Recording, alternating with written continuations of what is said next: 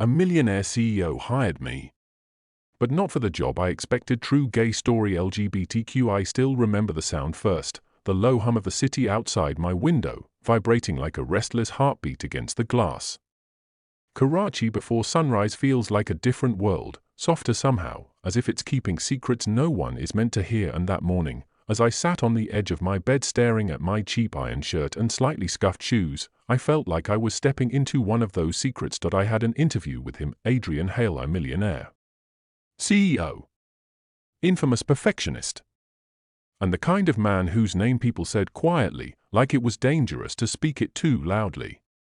I'd only seen pictures of him on magazine covers, sharp jawline, cold eyes, always wearing that unreadable expression like he already knew something everyone else didn't. I wasn't supposed to be excited. It was just a job interview.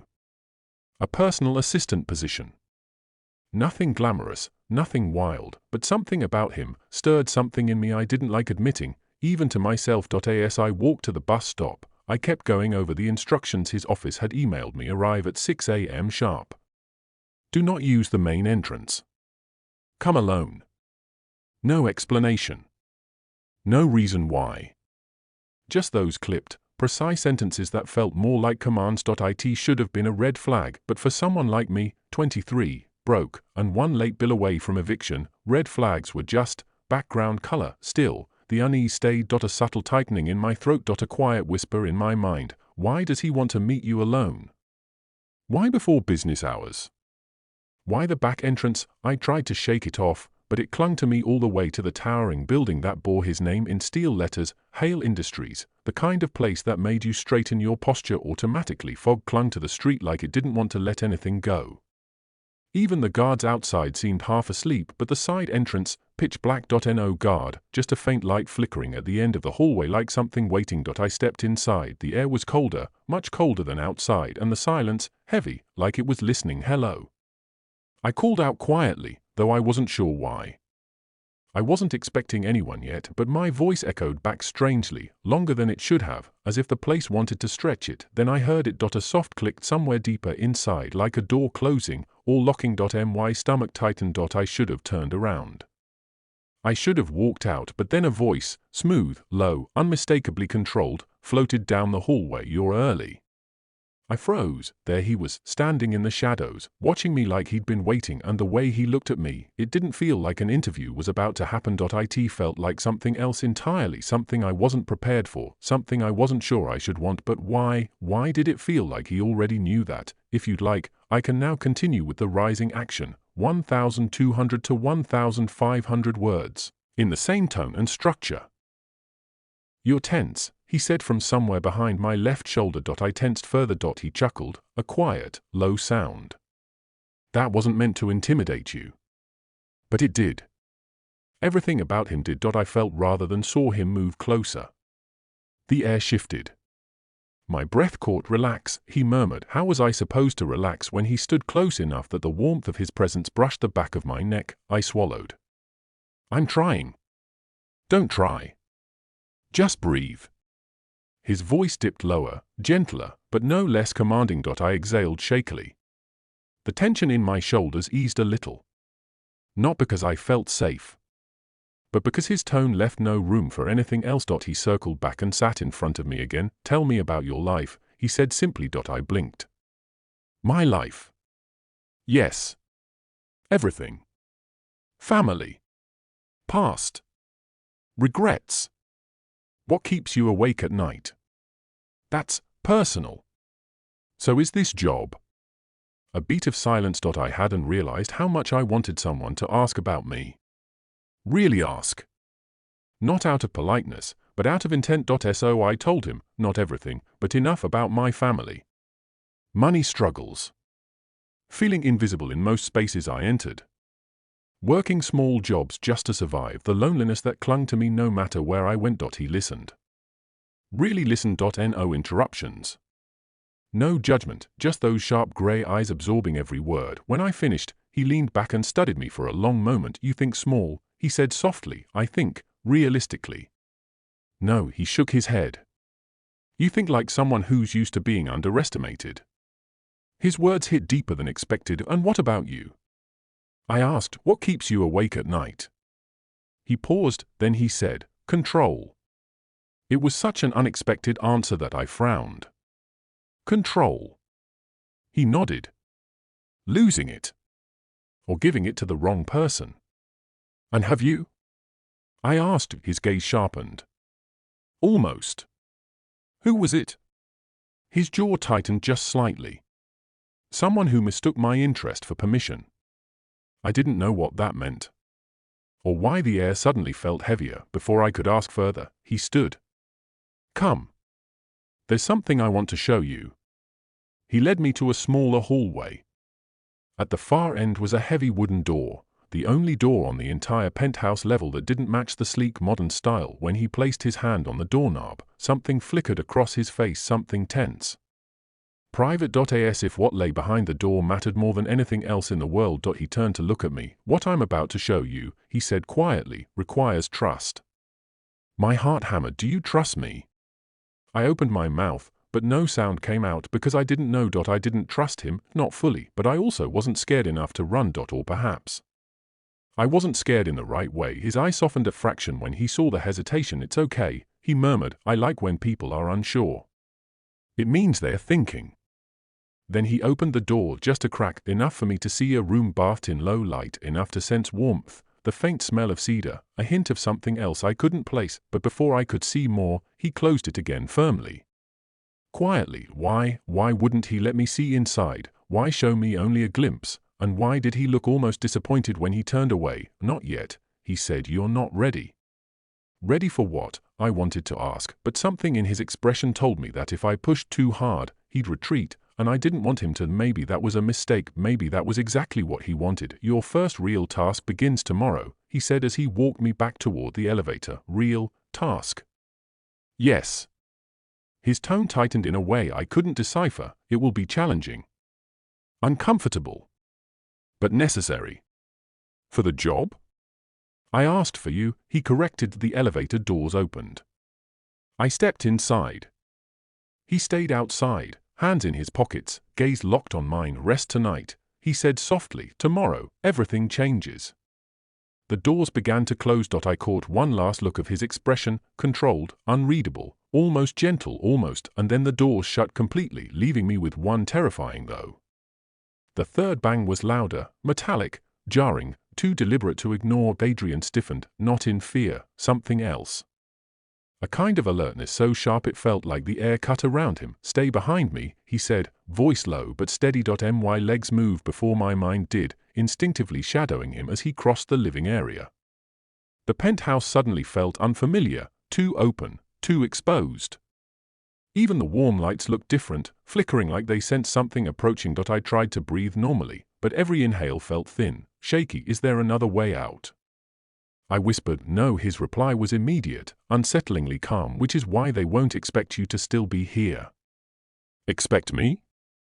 Why me? He didn't answer, not with words. Instead, he reached out and grabbed my wrist, firm but not painful. His touch sent a jolt through me, sharp enough to scatter my fear for one impossible moment. Adrian, he didn't let go. His fingers tightened, just slightly, as if grounding me. Or grounding himself. I felt his pulse under his skin, fast, controlled, but undeniably human. The hallway lights dimmed suddenly, flickering twice before settling. It shouldn't have mattered, but it did. Small details felt enormous when danger pressed close. We stopped near the doorway to the kitchen. He turned to me, he really turned, and for the first time since I met him, his composure cracked just enough for something raw to show through. I shouldn't have involved you, he said quietly. You didn't, I whispered. I stayed. His jaw tensed, like the words affected him in a way he didn't expect. He took half a step closer. The distance between us disappeared in a way that felt deliberate, wrong, right, dangerous. Why? He murmured. I couldn't answer because I didn't know. Or maybe I did, and that was the problem. His eyes flicked to my mouth for a fraction of a second, so fast I almost convinced myself I imagined it. But then his grip on my wrist shifted, loosening, his thumb brushing lightly against my skin. A small detail. An impossible detail, enough to change everything. Adrian, my voice cracked. His breath exhaled shakily, barely audible, but enough for me to feel the heat of it. He leaned closer, not fully, not in a way that could be mistaken for something innocent, just enough that our foreheads almost touched. just enough that the space between us became razor-thin tension. "You don't know," he whispered, "how close I am to doing something I shouldn't."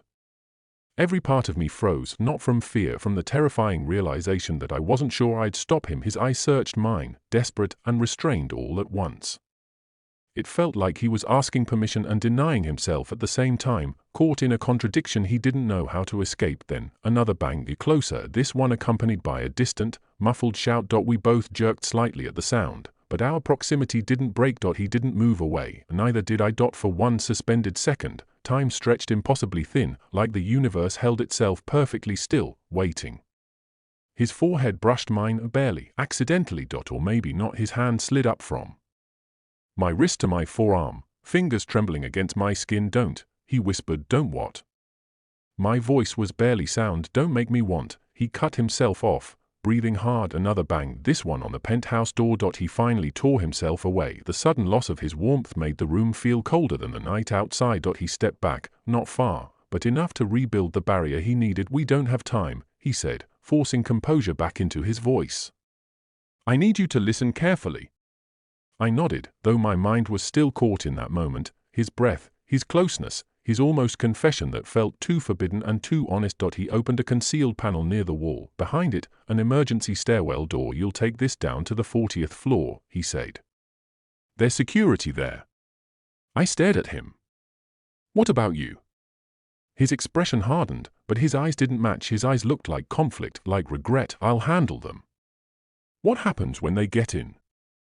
He didn't answer, which told me enough. "Adrian, I'm not leaving you here. You have to." "I don't." His jaw clenched so tightly that a muscle twitched near his temple. "You don't understand," he said. "If they see you with me, it changes everything." "How?" He almost spoke, but then he shook his head, stepping back into the persona he wore like armor. "I won't risk you," he said. "Not for this."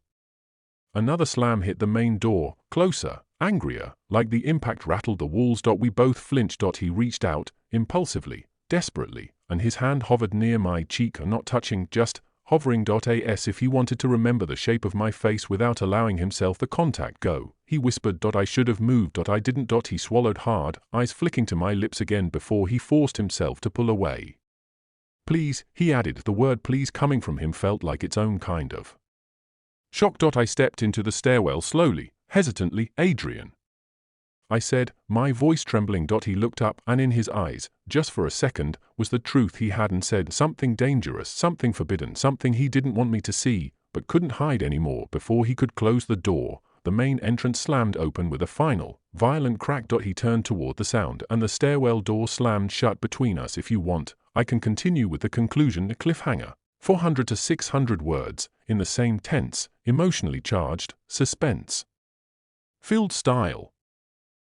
I lay in bed staring at the ceiling, replaying every moment with Adrian, every look, every pause, every sentence that felt like it meant something more. The way he said, "Tomorrow, everything changes." The way he closed that mysterious door, the way he asked if I trusted him. Why did he care so much? Why did I? By morning my mind was a mess of questions and an uncomfortable tightness in my chest that felt like anticipation, or fear, or both. At exactly 6 a.m., Adrian messaged, "Come to the penthouse. Don't bring anything." No explanation. No details, just like before. I should have felt annoyed. Instead, something in me responded instinctively, as if some hidden part of me had already decided to follow wherever he led. The building was busier this time, people rushing into elevators, phones ringing. The world felt loud, chaotic, but when I stepped into the private elevator and hit the PH button, everything went quiet again, like the universe held its breath. When the doors opened, Adrian wasn't waiting in the living area. Instead, he stood by the massive glass window overlooking the city, hands clasped behind his back. The early sunlight carved sharp lines across his silhouette, making him look like a figure carved from shadow and gold. He didn't turn when I walked in. "You came," he said quietly. "You asked me to." "That's not why." His voice was too calm. "Sit."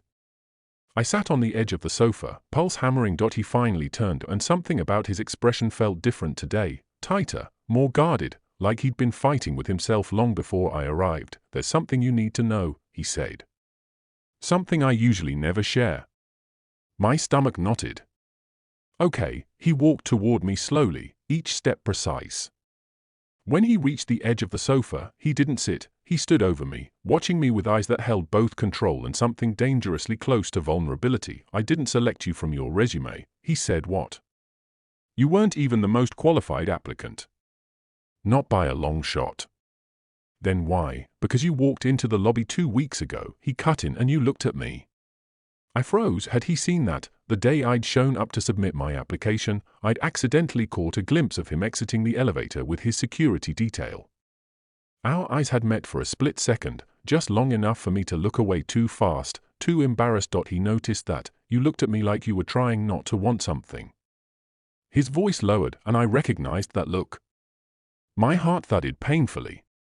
I wasn't, don't lie, he said softly, not to me. Silence settled, thick, suffocating, electrified. I didn't know what shocked me more, were that he had noticed, or that he was admitting he had noticed. What do you want from me? I whispered. He exhaled, a slow, controlled breath. Not what you think, he said.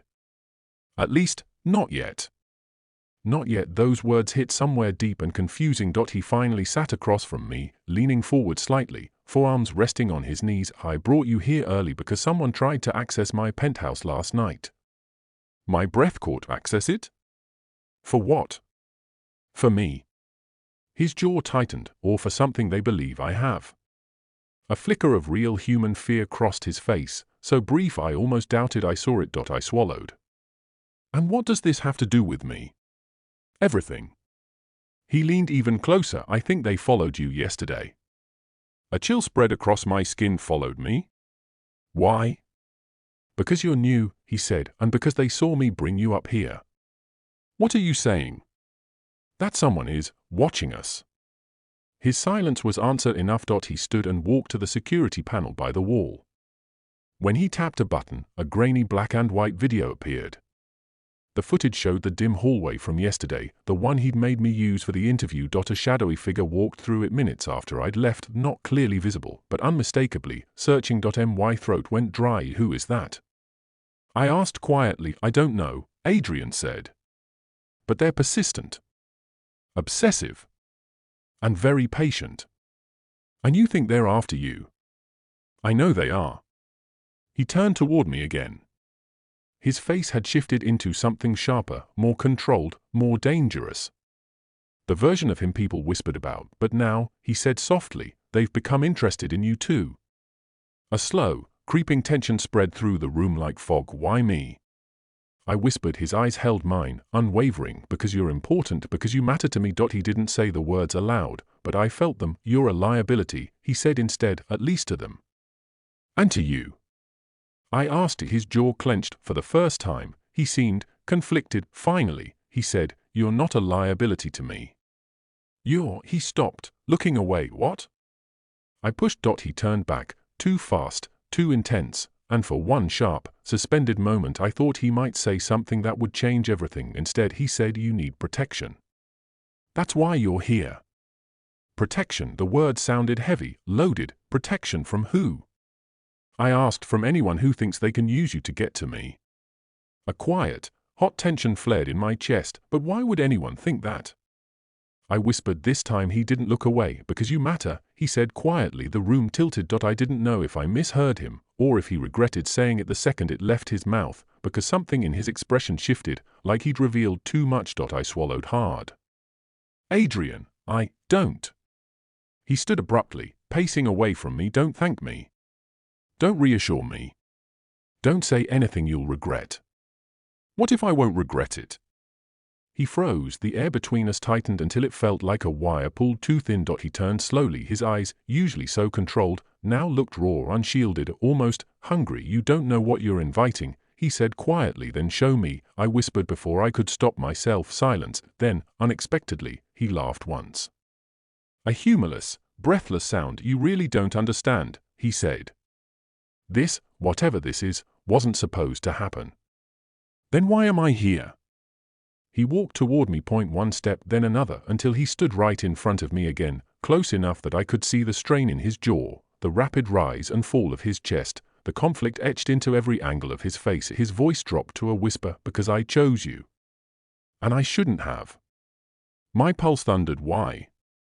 I asked. His hand lifted, slowly, hesitantly, like he wanted to touch my face but stopped just an inch away. His fingers hovered there, trembling slightly, as if the restraint was costing him something. His answer came out low, almost pained, because if I cross this line, I won't be able to go back. His hand hovered near my jaw, close enough to feel the heat, close enough to make my breath hitch, but he didn't touch me, not yet, and not while he was still trying to pull himself back from something he was dangerously close to losing control over. And then, a loud bang echoed from somewhere below the penthouse. We both froze. The sound came again, closer this time, heavy, abrupt, like a door being forced open. Adrian's eyes snapped to mine. That's them, he whispered. If you want, I can continue with the falling action, 600 to 800 words, in the same intense, suspense-filled style. I didn't know what to say at first. Seeing Adrian Hale in person felt surreal. He wasn't just handsome, he was unnervingly composed, the kind of man who made silence feel like a test. He stood at the end of the dim hallway, half shrouded in shadow, his tailored charcoal suit looking out of place in a building still half asleep. His hair was slightly tousled, as if he had run his hand through it moments before. Or maybe he never slept at all. Come, he said, not turning, not waiting for an answer, just expecting obedience. My footsteps echoed too loudly as I followed him up a staircase that curved into darkness. I kept thinking, this is not how normal interviews happen. This is not how CEOs behave, but he walked with such calm certainty that arguing felt impossible. At the top of the stairs, the environment shifted. Everything was immaculate, clean glass, polished floors, soft golden lights that hummed like they knew their place. It didn't match the cold emptiness below. He stopped in front of a glass-walled conference room and finally turned to me. His eyes, icy gray, almost metallic, studied my face before drifting down briefly, like he was assessing more than just my appearance. His stare held too long. Too intentionally. You're punctual, he said. Yes. I try to be. Good. I despise people who waste my time. I swallowed, unsure if he meant it as a warning or a compliment. He gestured for me to step inside. I hesitated, just enough for him to notice, nervous. His voice was soft, but the softness felt deliberate. Like velvet wrapped around steel. A little, I admitted. His lips quirked, not quite a smile, not quite mockery. Honesty. That's rare. I stepped into the room. The door closed behind me with a quiet hiss that felt too final. Adrian circled the table but didn't sit. Instead, he leaned against the edge, arms crossed loosely, eyes pinned on me. Why did you apply? He asked. I needed the job. That's not an answer. His tone sharpened. Everyone needs something. What do you want? The question landed too close to something I didn't want examined, something I barely understood myself. I exhaled slowly. Stability. A chance to prove myself. His head tilted slightly, as if dissecting my words. And loyalty? Do you value that? Yes. Good. I require absolute loyalty. Something about the way he said require sent a ripple down my spine. He walked toward me, slowly, like approaching a skittish animal. I didn't move. Couldn't, actually. His presence had weight, gravity. When he stopped right in front of me, I felt the warmth of his breath, faint but unmistakable. I don't hire assistants, he murmured. I hire people who can serve a purpose. I blinked. What kind of purpose? You'll know, he said. When you're ready. The silence stretched, shaped by tension I didn't dare name. Then he moved away as abruptly as he had approached. Come with me. He didn't wait to see if I followed. He led me to a private elevator. The door slid shut with a soft metallic sigh, sealing us in a confined space that suddenly felt too small. Adrian pressed a button marked PH, a penthouse. The elevator began its ascent with a smooth jolt. I could feel his eyes on me. I forced myself to look straight ahead, but my pulse betrayed me, thudding loudly in my ears. You're uncomfortable, he observed, just unsure. Good. That answer should have frightened me. Maybe it did. But another part of me, one I didn't want to acknowledge, was drawn in. Why did you call me here so early? I asked. Privacy, he said simply. People talk. I don't like being discussed. Of course he didn't. People like him never did, and what about now? I asked quietly. He turned his head slightly, considering me with a faint, unreadable expression. I wanted to see how you behave when you think no one is watching. The elevator chimed before I could respond. The doors opened to a space that didn't look like an office at all. It looked personal. The penthouse floor stretched out in warm tones, walnut floors, dim lights, glass walls revealing a view of the city still wrapped in dawn haze. A fireplace flickered quietly, adding a subtle glow that softened the room's sharp edges. You live here? I asked. He nodded. Most days. The idea of someone so powerful living at the top of his own building felt both impressive and unsettling. Sit, he said, gesturing to a sleek leather sofa. I Saturday. My fingers curled slightly against my knees, a nervous habit I hadn't outgrown. Adrian rested across from me, one leg crossed, posture immaculate. For a moment, neither of us spoke. The flames cracked softly behind him, casting shadows across his face. His eyes, however, stayed bright, sharp, painfully observant. Finally, he said, "Do you always follow instructions without question?" I hesitated. Not always. But you came here, he said. Alone. Before sunrise. Through a back entrance. Without knowing what I wanted from you. I stiffened. Hearing it laid out like that made everything sound reckless, dangerous. Why had I trusted his email without second-guessing it? I needed the job, I said, almost defensively. His eyes softened a fraction. Or maybe you were curious. I didn't answer. He stood and walked behind me. I couldn't see him anymore, only hear the faint creak of the floor under his steps. I barely slept. Every time I closed my eyes, the previous night replayed in pieces, the shock, the closeness, the moment where everything between us tilted just slightly off its balance. And now, in the cold grey light of dawn, the house felt different. As if one breath, one word from either of us could crack it open. I heard him before I saw him, quiet footsteps in the hallway, a soft pause outside my door. He didn't knock.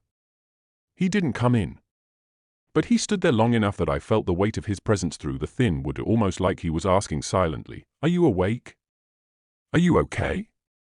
Should we talk?" I stayed perfectly still. A moment later, the footsteps retreated. I exhaled shakily, feeling guilt knot in my stomach. I should have said something. Opened the door. Given him. I don't know, an explanation? A reassurance, or maybe he was the one who should have said something to me. Either way, silence felt like the safest option, even though it was hurting both of us. When I finally stepped into the living room, he was already there, sitting stiffly on the couch with his hands clasped, knuckles pale. He glanced up the second I walked in. Our eyes met, and just like that, everything we weren't saying filled the room like thick fog. "Morning," he said, voice low. "Hey." My throat felt tight, like the word got stuck halfway out. We just stared at each other. The tension wasn't sharp or angry, it was fragile. Unsteady. He opened his mouth, closed it again, then looked away. I moved toward the kitchen, pretending to busy myself with anything. But every tiny sound, every breath he took, made me painfully aware of him. Finally, he spoke again about last night. His voice wavered, barely, but I caught it. I froze. A glass in my hand. Cold water running. My pulse thudding in my ears. "I don't want things to be weird between us," he continued carefully. I need to know if you're okay." Okay, such a simple word for something impossibly complicated. I turned to face him, and his expression softened when he saw whatever was written on mine. Worry. Confusion. Maybe the beginnings of something neither of us was ready to name. "I'm trying to figure it out," I admitted. His jaw tightened, not in anger, but in the effort of holding something back. A thought. A feeling. A truth. He stood slowly, taking a step toward me. Not too close. Just enough that the air shifted again. "We don't have to pretend nothing happened," he murmured, "but I don't want to lose you over something we don't even understand yet." My breath caught because that was the real fear neither of us had voiced, not the moment itself, but what it could do to us. Before I could answer, a loud knock shattered the silence. Suddenly, both of us turned toward the door, startled. He frowned. "Who the hell is that this early?" Another knock, Harder this time. I felt a strange chill crawl up my spine. He stepped forward cautiously, glancing at me over his shoulder. You expecting someone? No, I whispered. His hand landed on the doorknob, paused, turned, the door opened, and the expression on his face shifted instantly, from confusion to shock. Wait, what are you doing here?